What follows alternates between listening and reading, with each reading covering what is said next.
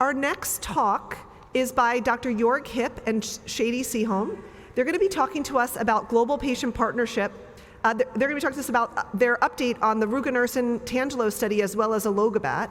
And they are from the Global Patient Partnership and the Director of Rare Disease at Roche, which is Shady. And Joerg is the leader in electrophysiology and biomarker experimental medicine at Roche.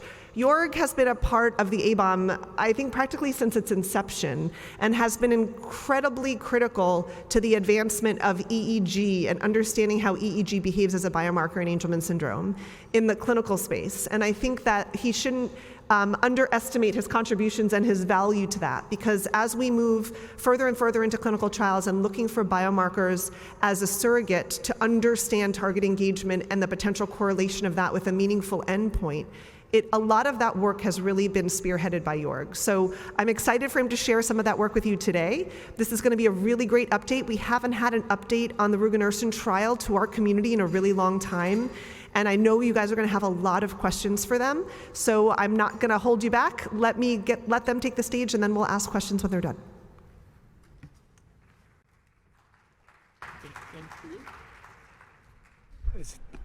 Is the mic? Oh, yeah, it works now. So first of all, I would like to thank you for giving me the opportunity to be here with you and present to you the updates from Roche's Angelman programs, which is Rugonersen, the ASO, and also Alogabat, the small molecule. Here's our disclaimer for today. And I will present this update to you together with my colleague Joerg. We were introduced nicely by Alison, so thank you for that.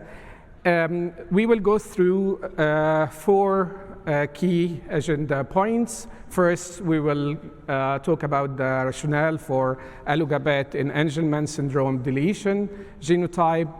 And then we will talk about the Alderbaran study in Alogabat, and then updates on Rugonersen program.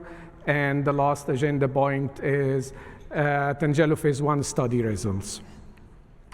So with regards to the rationale for Alogabat and AS deletion Angelman patient, I received many questions in the last couple of days and couple of weeks as well about why only in deletion patients and so on. And I would like to give you some backgrounds here. So as you all know that individuals with deletion Angelman syndrome present with lower clinical score and early onset of epilepsy.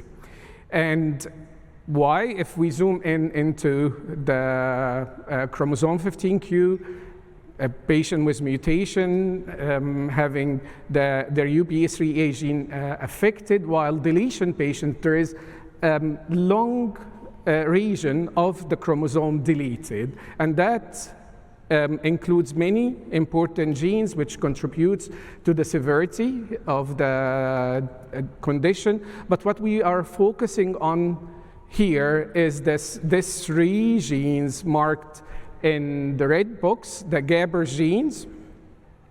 And GABR genes, the products of these 3 GABR genes come together to build the GABA alpha 5 receptor. So what is GABA and what is receptor? As you know, the neurons in the brain, the cells in the brain, they are connected to each other and they communicate to each other. And so there is a message coming from one neuron to the other, messenger and receiver, and the receiver here is the receptor. And this receptor binds to a specific molecule, and for the GABA alpha 5 receptor, it binds to GABA. And GABA is one of the most important neurotransmitter or messengers in the brain. It helps the brain development. So you could imagine the deletion of the GABA gene leads to less GABA receptors and help this severity.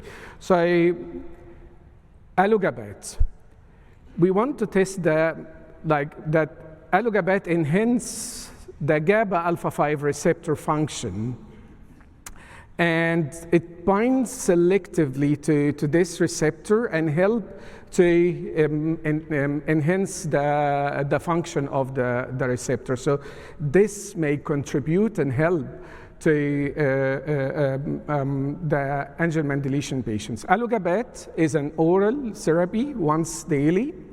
It was tested in a phase 1 study, healthy volunteers. It was also tested in a phase 2 study, ASD patients. And from both trials, Alogabat showed acceptable safety and tolerability profile. With this, I move to the study, Alderbaran, which started last year. And Alderbaran is an open label study, meaning that all the participants receive Alogabat. It's 2 parts, and I will come to the 2 parts later. And it's in children and adolescents, so from age 5 to 17 years old. We aim to recruit around 56 patients, male and female, from around 20 sites in 6 countries: US, Spain, Italy, France, Germany, and Australia. So the study objectives, we have 4 study objectives. The first one is safety. Even though, like I just said, that we tested in a phase 1 and phase 2, and it showed safety profile, but it is important also to test it in deletion Angelman, to test the safety in deletion Angelman patients. Pharmacokinetics is the second objective. Pharmacokinetics means what does the body do to Alogabat, and what is the required dose. The third objective is the effect on the brain, and here we talk about EEG as a biomarker, and then the fourth objective is some exploratory and clinical effects. So with this, the study design is divided into 2 parts. The first part is focusing on the first 2 objectives, which is the PK and safety. And it starts with up to 6 weeks screening, and then 12 weeks treatment, and then follow-up period for 6 weeks. It includes 3 to 5 clinic visits. If home visits allowed in that country, then it is possible, and 2 EEG. So that's for the first part, the safety and PK. The second part, which is focusing on proof of mechanism and effect on the brain, we need to do some EEG. And before I get into the design of the second phase, I would like to show this EEG graph from Angelman deletion patient phenotype. As you can see, in your left side at the lower frequency between 2 to 4, this is the delta power, which we talked about it many times, and this is characteristic for all Angelman patient deletion and mutation. If you go with the graphs toward the end, between the frequency of 12 to 30, you see this strip surface dip below the flanks. And this is in deletion Angelman patient, 1 patient. And when we quantify this and collect this data from several patients, compare it on the right side of the graph in orange to typical individual, you see that this area, which is called the beta band, is below normal individual. And this characteristic for deletion Angelman patients due to the less GABA receptors.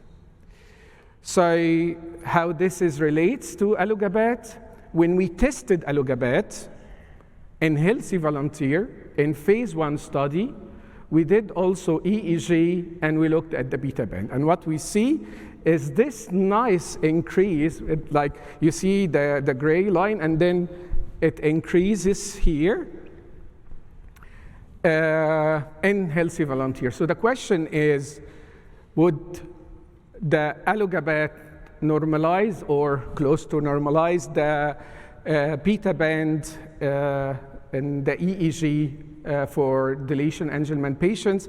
And that's why we have the second part of the study, which will recruit only patients with no chronic benzodiazepine usage. And why no benzodiazepine? Benzodiazepine is known to have effect on the beta band EEG, and we would like to have a clean results of those EEG. The second part is similar to the first part, except having 2 additional EEG, so total it's going to have 4 EEG. So as a summary, Alderbaran study, a phase 2 study, proof of mechanism. It started last year. Recruitment is open for both parts, part 1 and part 2, with benzodiazepines and without benzodiazepines. And it is important point to mention that we are testing it in part 2 without benzodiazepines only for the proof of mechanism goal. But the ultimate goal is to have Alogabat for all deletion patients taking benzodiazepines or not. What I would like also to mention here is that participants who have previously received ASO treatment are eligible for this trial pending the washout period to complete. We aim to complete this study by the end of 2025, and as the study period is 6 months, so the aim is to recruit the last patient by mid next year. If you have any questions or you are interested, please talk to your doctor, and you can find more information on clinicaltrial.gov if you scan this QR code. So with this, I would like to switch gear to Rugonersen. The Tangelo study in Rugonersen, the long-term extension part, was completed in September 2024, so 2 months ago. And as we promised you earlier, that once we complete the study, we share with you the results. My colleague Joerg in a minute will come to the stage and share these results with transparency. Tangelo participants who are still on the study are in the optional open label extension, and they are allowed to receive additional doses until April next year. We are currently in the process of identifying and with a potential external partner to continue the development of Rugonersen in Angelman syndrome, and we will keep you updated once we have news. And with this, I would like to hand it over to Joerg, who will talk about the phase 1 study results. Thank you. Thanks, Shady. Thank you. Okay, so yeah, you can hear me, huh? Okay, yeah, hello everyone. So yeah, it's my great pleasure to share the Tangelo results with you. So I want to just spend one slide on the drug Rugonersen to remind us. So Rugonersen is an ASO, targeting basically the brake on the paternal UB3A expression, with the goal to lead to increased UB3A. So we have like a strong preclinical package that we talked about previously. I just want to show one key element on the right, which is the non-human primate data. So these are not disease models. So at baseline, day 0, before the injection, that's our reference where you have basically 100% protein and the antisense there and the mRNA. And then Rugonersen is given. You see that the antisense really drops down and stays down for a prolonged time.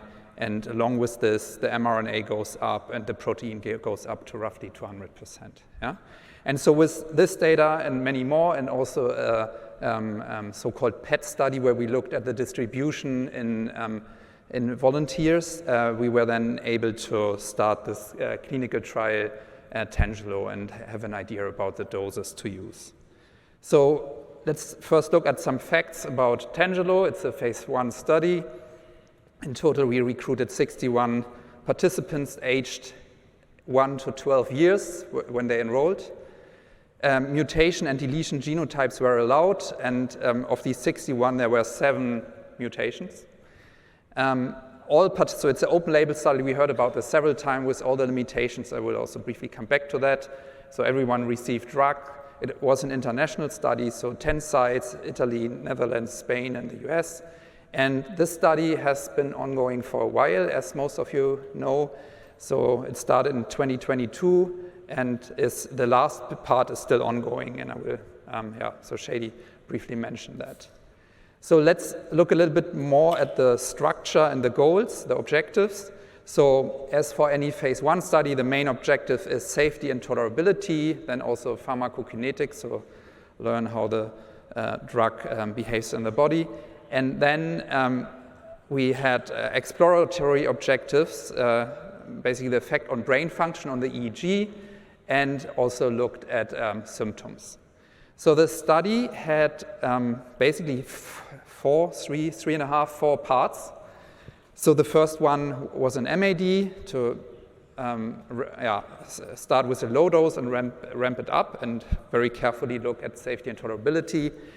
Then the next part, so we had to wait for some data coming in to go into long-term dosing. So there were some bridging doses. This is why I said 3.5.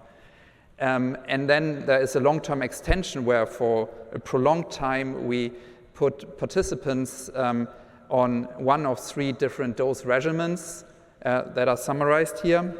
Basically, every 4 months, either 120 milligram or 60 milligram, or every 6 months, 180. And that went on for quite a while to study the effects if you're on a long-term schedule. And then, so as Shady said, this we completed this long-term extension part just 2 months ago. And now there is this optional open-label extension, which has a very reduced schedule. So basically, we collected the data on effect on brain function and symptoms and are ready to share the results with you. And I will briefly look at the safety and tolerability profile and then focus on the effect on brain function, which is like an objective measure that is, we heard a lot about open label trials, which may be less prone to the problems that come with an open label trial, but then I will nonetheless turn to the efficacy parts. So let's talk about safety and tolerability. So in the context of the patient population, the duration of the study, and the route of administration, the conclusion is that Rugonersen showed an acceptable safety and tolerability profile at all the doses tested. So overall, there were roughly 450 intrathecal injections in the 61 participants across all these study parts. Drug-related serious adverse events happened in 13% of the participants. Generally, the most common AEs, so adverse events, were pyrexia, so meaning fever, that occurred after the injection and then disappeared within a few days. And other noteworthy adverse events were vomiting, ataxia, and seizures. So with this background, I want to really spend some time talking about this objective measure, the EEG. So that's our means to measure it. So basically, the EEG, many of you know about it from a practical perspective. So what does it actually do? So you know that the neurons in the brain, they talk to each other and process information using electricity, basically. And that can be measured outside on the head, with these electrodes. And on the left side, you see 10 seconds of an EEG from a roughly 5-year-old typical developing kid. And you see there are these ups and downs that are roughly 10 times a second. This is the so-called alpharism. This is how a normal EEG looks like. So if we compare that to an EEG of a child with Angelman syndrome, then you see two things, so roughly same age. One is the amplitudes are much higher, and the other thing is the rhythms are slower. Yeah? This is roughly 3 hertz. This is what we call the delta band. And so this is quantified here on the left in a larger group of participants, so using a different way of showing the EEG. So what you see on the x-axis is the frequency, so how fast is the oscillation, and on the y-axis, the amplitude or power. And you see in the so-called delta band that is basically circled there, you see the largest difference between Angelman in red and typical development in gray, right?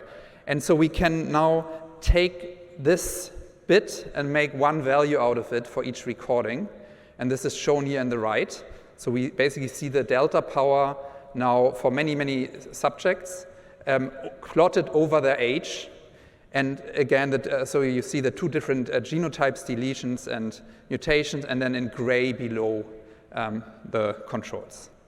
Yeah, so and really thanks to all the natural history data that many of you helped collecting, we have a relatively good understanding that we'll leverage in a moment. So just to summarize, yeah, so this EEG delta power provides an objective measure of impaired brain function in AS. It's linked to UBE3A, so I haven't shown you all the evidence, I just summarize it. It has good analytical properties, means it's a robust measure. If you measure it again, it's not random. It correlates with symptom severity cross-sectionally and longitudinally in natural history data. And in general, for our purpose here, it would be a good sign if a treatment normalizes this, so makes it look more normal. Yeah? And this is why we made quite some use of EEG in this trial Tangelo, and this is what I want to show you now. And we'll look at it first in the MAD. So let me just spend a moment on the MAD. So the MAD, the purpose of the multiple ascending dose is really you want to start with a very low dose and carefully look at safety, and then ramp it up till you're in a regimen where you want to be according to your predictions, to where you would expect efficacy. And so we have A and B cohorts here. A are the 5 to 12 years, B are the 1 to 4-year-old, and you see always, so we start with A1, so that's the older one. Once that looks good, we go to A2, which is the next escalation step, and go to the younger ones. Yeah? So basically, in the end, so you see we have 8 cohorts here.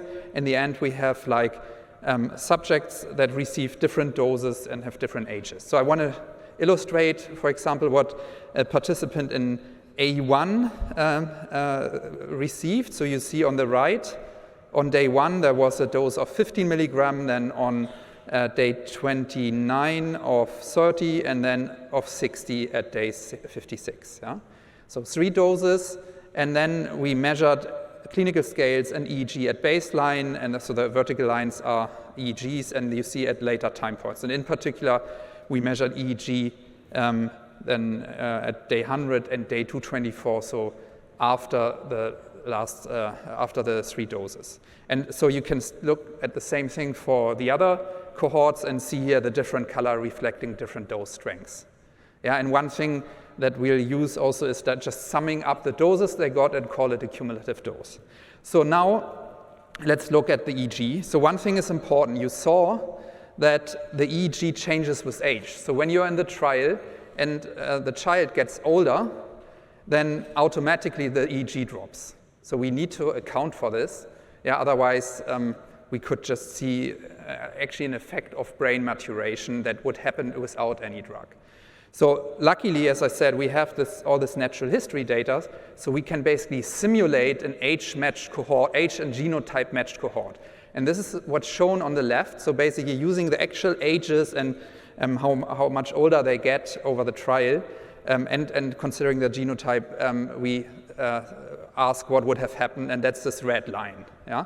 So now the question is, what happens on Rugonersen? Yeah? That's shown here. So it clearly goes below the red line, yeah? And going down is the direction of normalization. And then at day 100 here, for the time points we have, it has the maximal effect and then returns more towards the natural development. So if we think about this for a moment, I mean, I think this is really fascinating if you consider. So basically, we inject this azo in the cerebrospinal fluid. It goes to the neurons, leads to this whole cascade with expression of UBE3A, which has impact on other proteins, which then lead to, changing, improving synaptic connection and changing network activity, which we measure with the EEG. Yeah? And the interesting part here is it comes relatively fast and then goes relatively fast away again. Yeah? So it's quite a dynamic signal. So let's look at some more properties of the signal. So we'll look at day 100 and split it by the cumulative dose. Yeah? So now you see the dose, so each point is an individual, and you see on the x-axis the dose received, the sum of the 2 or 3 doses in the MAD, and then the strength of the effect. And you see the higher the dose, the stronger the effect. So it's a dose-dependent effect, as you would expect for a drug. So I just briefly want to show some other properties of this signal. So we focused on delta power, yeah, but you saw one can also look at other frequencies. So is it really specific? Was that a wise choice to look on delta power? And what you see here in the middle is the power spectrum at baseline in blue, in black.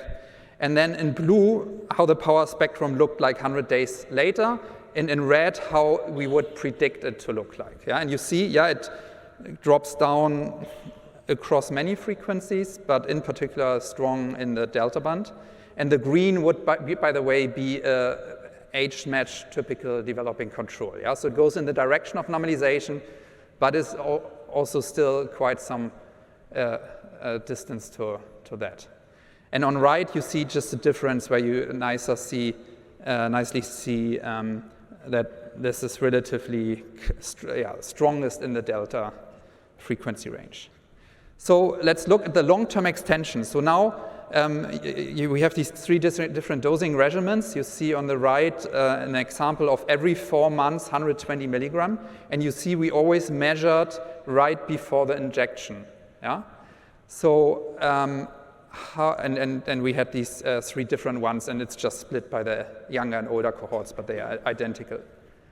And so what happens to the EEG?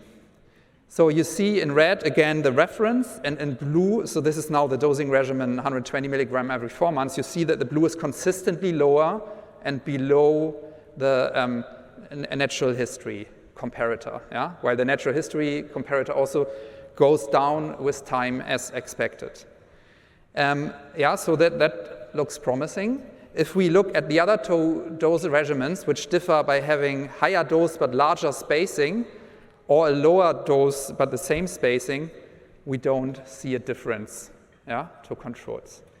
So I think this is very telling. So what does it mean? I mean, we measure right before the next injection.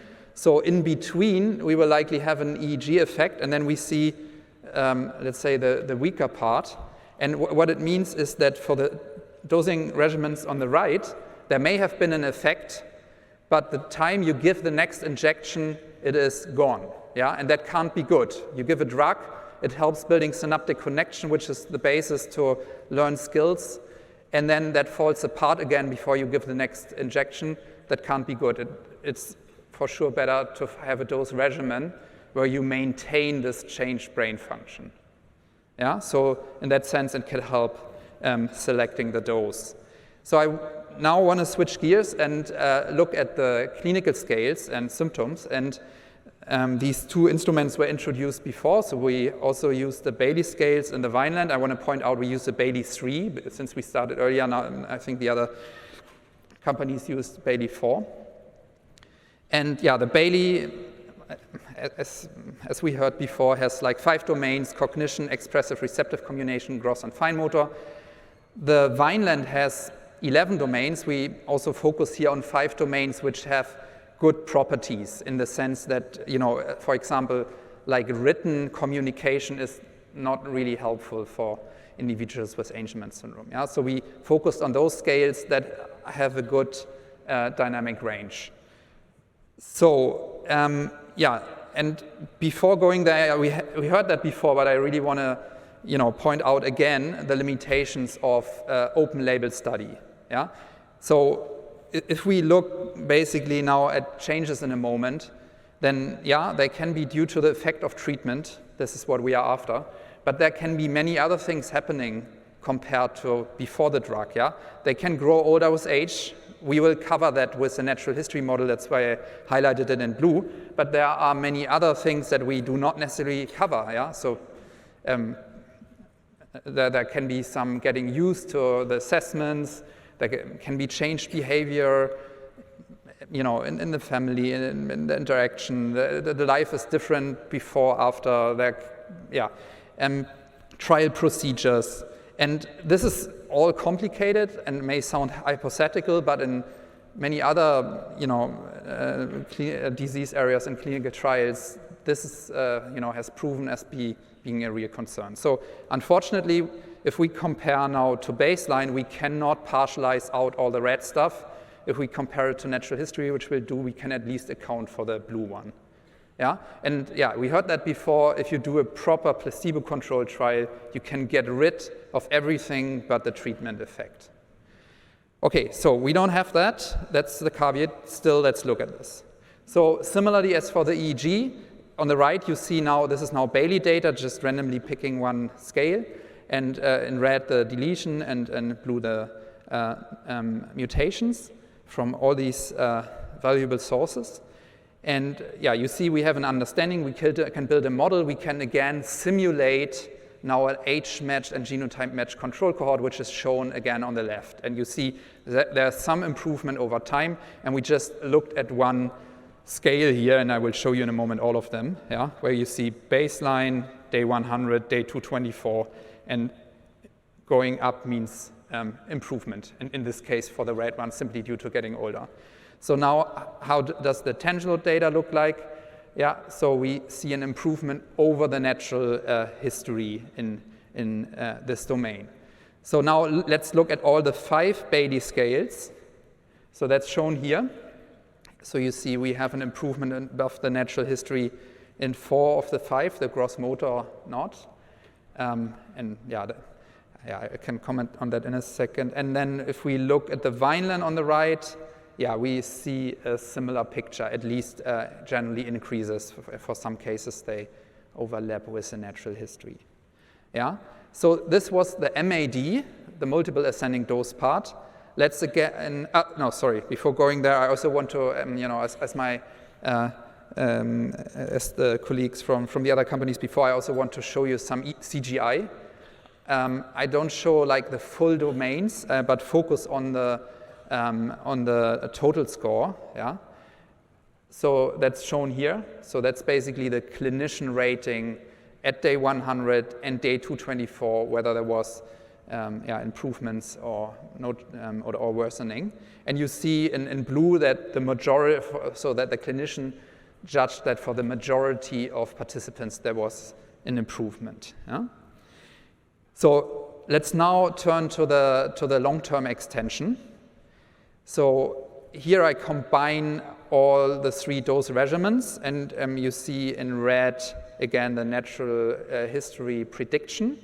So the prediction just due to getting older, and then in blue what happened in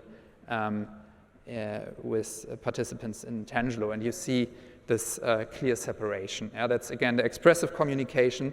So I'll show you now all, and you can look at this for a moment. You see that there's generally improvement across both scales and the different domains we looked at, except the Bailey gross motor, which is not considered to be particularly sensitive. It's a quite coarse scale. So with that, I want to summarize and conclude. So so this study suggests that Rugonersen has an acceptable safety and tolerability profile. The EEG effects I showed you are dynamic, dose-dependent, Yeah, we see them in the MAD and the long-term extension. And it demonstrates that Rugonersen can partially normalize brain function in children with Angelman syndrome. And as I elaborated then on from the long-term extension, it supports having 120 milligram every 4 months or more frequent, but these other 2 dosing regimens we looked at were not promising in the sense that basically the effect on brain function faded before you give the next dose. Yeah? And yeah, in general, I think this is a new piece of data for the question if EG delta power can be a helpful biomarker for the development of UBE3A reinstating therapies. Yeah? And so I think it clearly supports this. And this is not necessarily limited to these ASO approaches, but should also apply, for example, in the context of gene therapies. So then we see improvement in most clinical scales over the prediction from natural history data in the MAD and the LTE.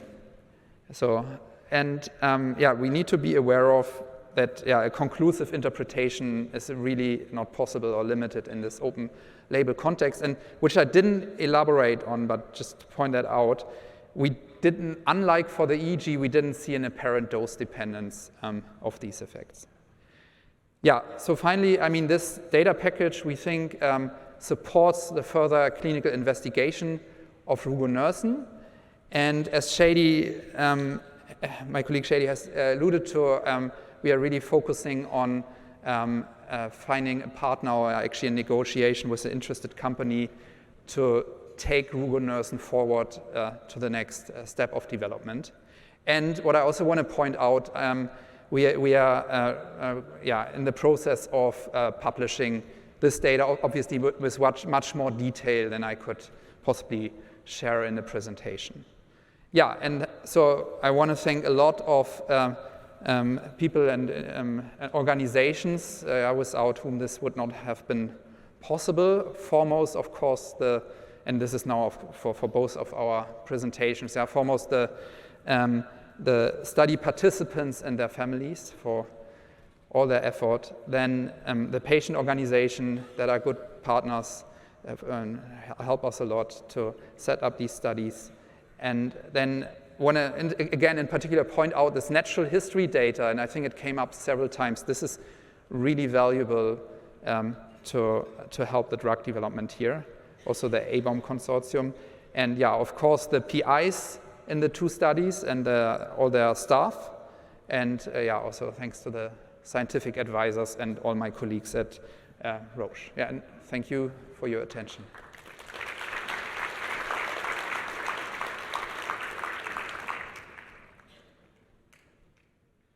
Okay, we have time for probably 1 or 2 questions.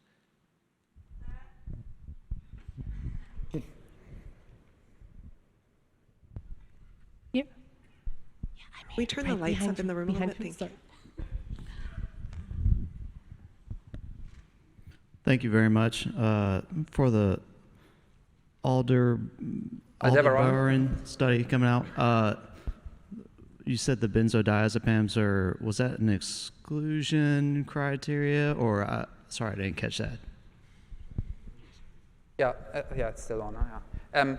So we have these 2 study parts. For the first study part, it is not an exclusion criterion. It's completely independent of whether someone takes a benzodiazepine or not. For the second part of the study, to not basically disrupt the EEG, because we want to look at the EEG, it is an exclusion criterion not to take chronic benzodiazepines. What is allowed is to take benzodiazepines basically when needed. So it depends on the study part. Anyone else? Okay. One more here? One more. Okay. Hi, I will try to be as clear as possible because English is my second language. We learned yesterday that GABA receptors are as much important as the UBA3A protein. So at Roche, you're working on both, right? On the Alogabat and the ASO to restore the UBA3 protein. So could that be a plan to, like one day, to combine both? To have both technology together? Yeah. So yeah, thanks for the question. I think this is a great question. I mean, so yes, these are really complementary, and I mean, you have the pillar 1, 2, 3, 4. We could think about pillar 5. We added a 5th one yesterday. Ah, okay. Per Dr. Baudet. Okay, I don't know if that's the one I had in mind. That includes GABA. Okay, which is like something that's not downstream of UB3A, but let's say parallel to For it. deletion or maybe UPT Okay, extra awesome. genes. Yes, Yeah. so great. So it should be in the pillar 4, yeah, in the sense that it really tackles a different part of the pathophysiology of the problem, yeah. And as you say, in principle, these two approaches for deletion Angelman syndrome should be combined. Yeah, for practical reasons, you would initially not combine those. Yeah, so the plan is to investigate that initially as a standalone drug. And then for transparency, I just want to clarify that Roche made the decision not to continue the development of Rugonersen in-house, but to find an external partner. Yeah. And if I can add to this, so drug development, you cannot start with studying 2 drugs at the same time. So first, we need to study Alogabat as a standalone therapy for deletion Angelman patient. If it shows safety, efficacy, then it goes to the market. And at the same time, the ASO should be tested at a standalone and then combine them together in a study. So it's very like long plan. It's too early to say if they will work together or not. Thank you. Other questions for the panel? One more. No, we're going to reserve for the panel because we're over time. But don't worry, there's a long panel. Thank you.